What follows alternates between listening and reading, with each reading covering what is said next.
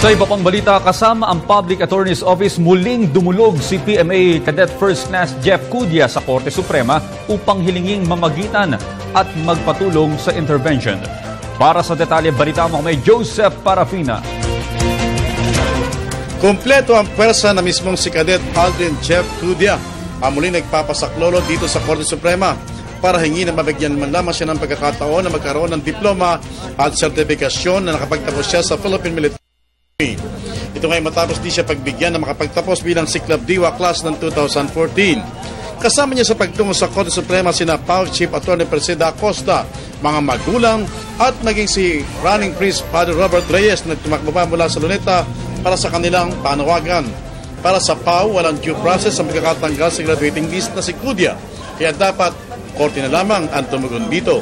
Pakinggan po ito sapagkat ito po ay humingi ng hustisya at pagpapairal ng ating konstitusyon kapagkat lahat kami sa pamahalaan kapag nanunumpa, nagte-take ng oath, sinasabi namin na aming tutuparin ang batas at aming ipagtatanggol ang konstitusyon ng Republika ng Pilipinas.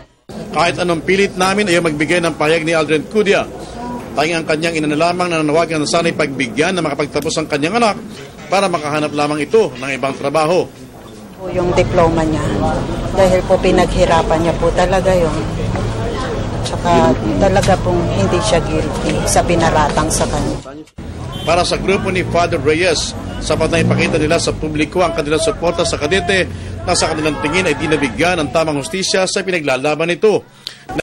Kopya sa tanggapan ng Department of Justice ang grupo para may di umano ang kagawaran ng katarungan sa kanilang petisyon at sa nangyayari sa kadete.